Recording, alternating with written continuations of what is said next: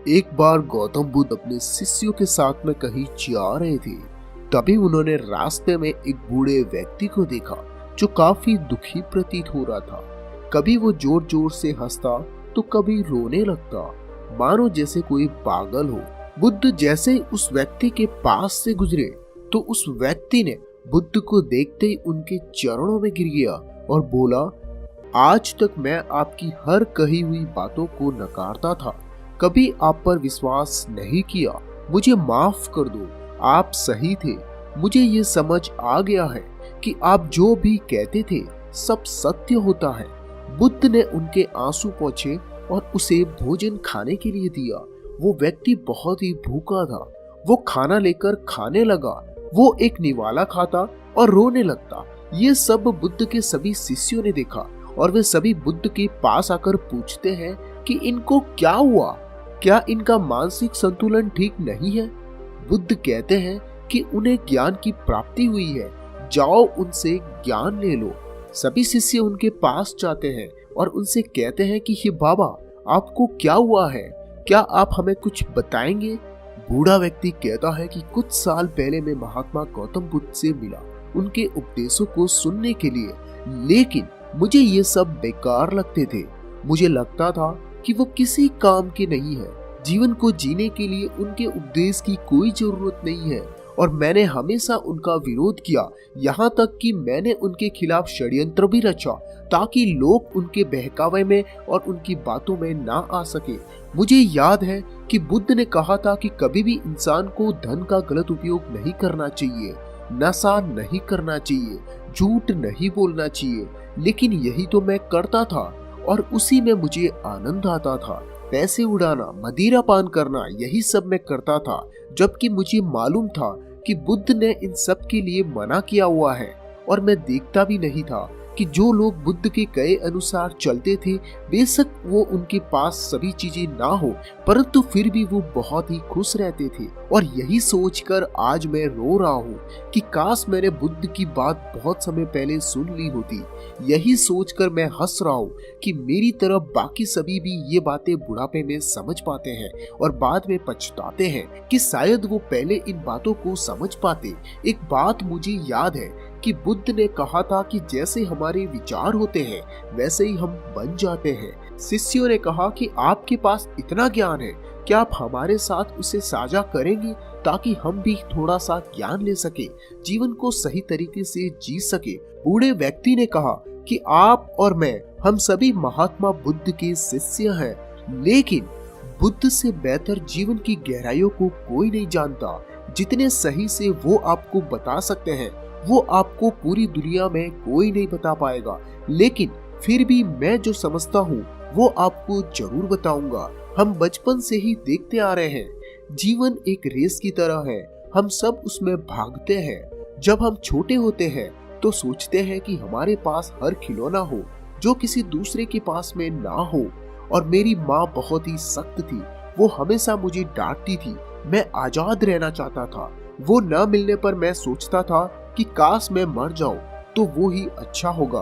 और उसके बाद मैं सोचता था कि जब मैं बड़ा हो जाऊंगा तो उसके बाद मुझे खूब सारी चीजें और आजादी मिलेगी, मैं अपने हिसाब से रहूंगा। और उसके बाद जब मैं बड़ा हुआ तो ये सब बातें मुझे व्यर्थ लगने लगी, लेकिन दौड़ अभी भी जारी थी। मैं अपने मित्रों से अधिक धन कमाना चाहता था ताकि मैं अपने लिए हर वो चीज खरीद सकूं और अपने आप को बेहतर कर सकूं, अच्छे कपड़े पहन सकूं, घर बना सकूं, उन्हें दिखा सकूं कि मैं उनसे अधिक सम्मानित व्यक्ति हूं। और उसके लिए मैंने षड्यंत्र भी रचा, झूठ बोला, धोखा दिया, लेकिन ये सब करते हुए मुझे कभी एहसास नहीं हुआ कि मैं कितना गलत कर रहा हूँ। कुछ समय बाद मेरे माता पिता ने मेरा विवाह करा दिया। जो लड़की मेरे जीवन में आई थी वो बहुत ही सुंदर थी और उसकी हर बात मुझे अच्छी लगती थी। मेरा वो हर चीज में साथ देती थी। बहुत समय होने के बाद में मुझे कोई संतान नहीं हुई। मैं अपने मित्रों के बच्चों को देखकर उनसे ईर्ष्या करता था और मैं सोचता था कि मेरे बुढ़ापे की लाठी कौन बनेगा। कुछ समय बाद वह दिन भी आ गया जब मेरा एक पुत्र हुआ और मुझे बहुत ही खुशी हुई, लेकिन कुछ समय बाद मुझे लगा कि काश मेरा एक और बेटा होता तो मेरे दोनों कंधे मजबूत हो जाते। और ईश्वर ने मेरी बात ये भी सुन ली और मुझे एक और पुत्र हुआ। सब अच्छा चल रहा था, मेरा व्यापार आगे बढ़ रहा था। मेरी पत्नी ने मुझे कहा कि यह सब तुम्हारी मेहनत का नतीजा है जो तुम इतने सफल हुए। तुम्हारे माता पिता ने तो कुछ भी नहीं किया और वैसे भी उनकी उम्र हो गई है, उन्हें तीर्थ यात्रा पर चले जाना चाहिए। मुझे उसकी कही हर बात सही लगती। जब मैंने अपने माता पिता से इसके बारे में कहा तो ये सुनकर उन्होंने मना कर दिया। मुझे ये बात पसंद नहीं आई और उसके बाद से मेरे माता पिता की कही हर बात मुझे गलत लगने लगी। वो मुझे व्यापार में भी स्वतंत्र निर्णय नहीं लेने देते थे। मुझे अब आजादी चाहिए थी और ईश्वर ने मेरी ये बात भी सुन ली। मेरे माता पिता की तबीयत बहुत ही खराब हो गई। वैद्य ने भी जवाब दे दिया कि जिसे भी इनसे मिलना है जल्दी से मिल लो, क्योंकि अब ये ज्यादा समय तक नहीं रहेंगे। मुझे ये सुनकर दुख होना चाहिए था, लेकिन मैं खुश हो रहा था कि अब मैं आजाद हो जाऊंगा। मेरे माता पिता को इसी अवस्था में 6 दिन निकल गए। सब लोग उनसे आकर मिल चुके थे। उसके बाद एक दिन मैं और मेरी पत्नी अपने माता पिता से मिलने गए तो मेरी पत्नी ने मुझसे कहा कि सबसे तू मिली है, अब मरते क्यों नहीं है।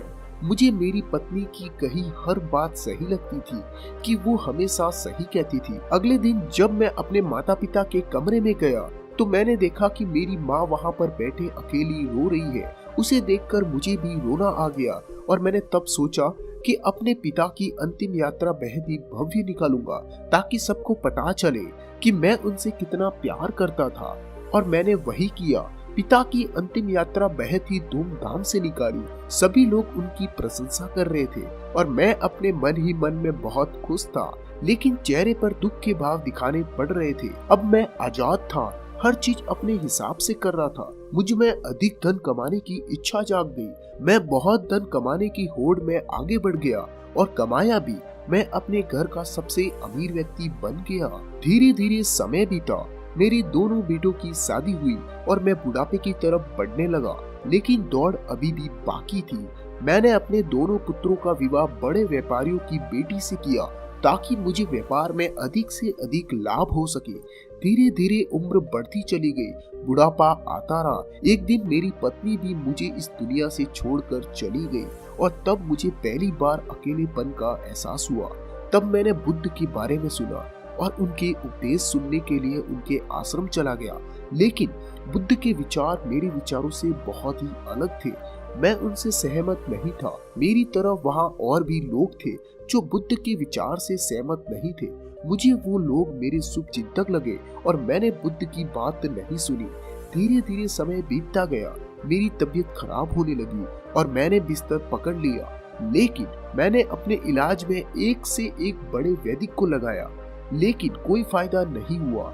एक दिन मेरा बड़ा बेटा मेरे पास आया और मुझसे बोला कि पिताजी, अब आपसे काम नहीं होगा, व्यापार अब आप मुझ पर छोड़ दीजिए और छोटे भाई की चिंता मत करें, मैं उसे संभाल लूंगा। आप सारा व्यापार मेरे नाम कर दीजिए।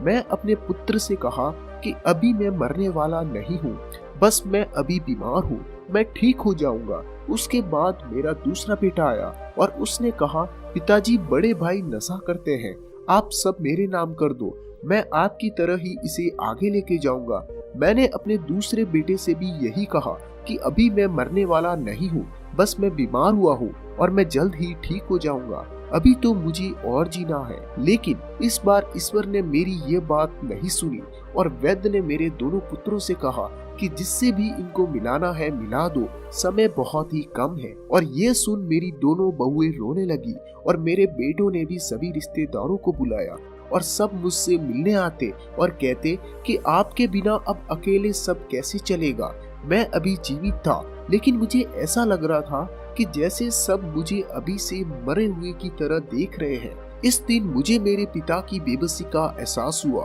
और सोचा, यह जीवित में ही मुझे क्यों मार रहे हैं, सब कितने स्वार्थी हैं। यही कहते हैं कि मेरे बिना उनका काम कैसे चलेगा, किसी को मेरी चिंता नहीं है, सब मतलबी हैं। अब तो मेरे बेटे भी बंटवारे के लिए आगे लड़ रहे हैं और उनकी पत्नी उनका साथ दे रही है। तब मुझे एहसास हुआ कि मेरा इतना धन कमाया किस काम का है जो मुझे ठीक ही नहीं कर सकता। मैंने बेकार में ही अपना पूरा जीवन इस धन के पीछे बर्बाद किया, हर गलत काम किया, नशा किया, अब सब बेकार हो गया। मैंने ये सब क्यों किया? काश ये बातें मुझे पहले एहसास हो गई होती। जब मेरे पिता बिस्तर पर थे तब शायद मैं कुछ अच्छा कर जाता, जीवन को कोई नई दिशा दे सकता था। मैंने दोनों बेटों को बुलाया और पूछा, मेरी अंतिम यात्रा कैसे निकालोगे? दोनों बोले कि आप मेरे नाम पर सब जायदाद कर दो, मैं आपको भव्य तरीके से विदा करूंगा। और दोनों फिर से लड़ने लगे।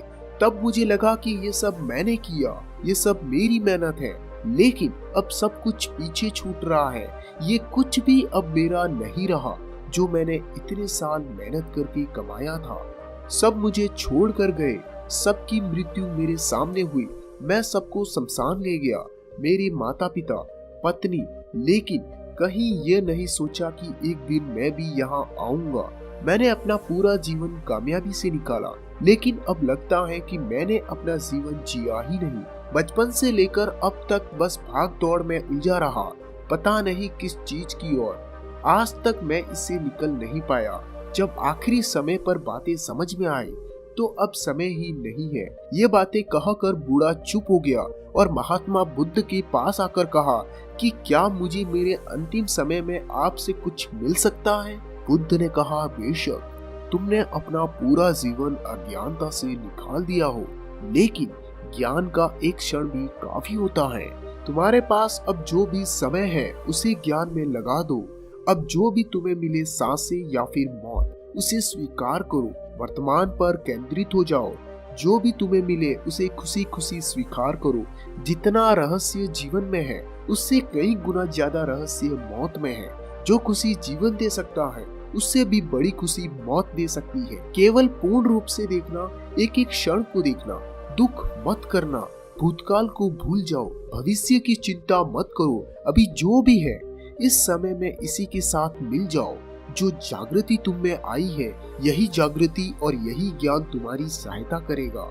दोस्तों, इस कहानी में हमें गौतम बुद्ध के द्वारा ये सीखने को मिलता है कि हमें अपने जीवन में ज्यादा भागदौड़ की तरफ ध्यान नहीं देना चाहिए, जबकि हमें अपने जीवन के सत्य को पहचानना चाहिए और हमें कोई भी गलत काम नहीं करना चाहिए और भलाई करनी चाहिए, ताकि हम दुनिया को छोड़ने से पहले उसे कुछ दे के जाए, जिससे दुनिया हमें याद रखे और हम कुछ अच्छा काम करें।